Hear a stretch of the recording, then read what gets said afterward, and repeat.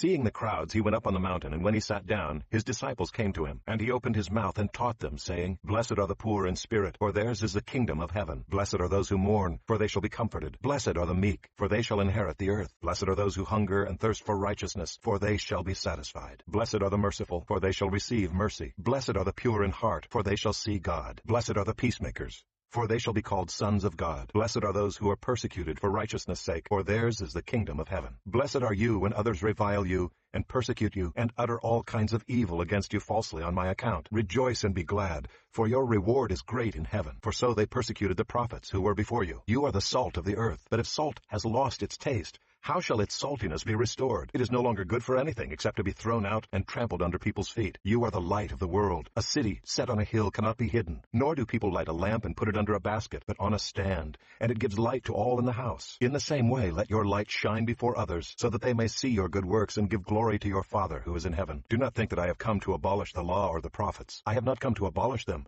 but to fulfill them. For truly I say to you, until heaven and earth pass away, not an iota, not a dot will pass from the law, until all is accomplished. Therefore, whoever relaxes one of the least of these commandments, and teaches others to do the same, will be called least in the kingdom of heaven. But whoever does them and teaches them, will be called great in the kingdom of heaven. For I tell you, unless your righteousness exceeds that of the scribes and Pharisees, you will never enter the kingdom of heaven. You have heard that it was said to those of old, You shall not murder, and whoever murders will be liable to judgment. But I say to you, that everyone who is angry with his brother will be liable to judgment. Whoever insults his brother will be liable to the council, and whoever says, You fool, will be liable to the hell of fire. So if you are offering your gift at the altar, and there remember that your brother has something against you, leave your gift there before the altar and go. First be reconciled to your brother, and then come and offer your gift. Come to terms quickly with your accuser while you are going with him to court, lest your accuser hand you over to the judge, and the judge to the guard, and you be put in prison. Truly I say to you, you will never get out until you have paid the last penny. You have heard that it was said, You shall not commit adultery.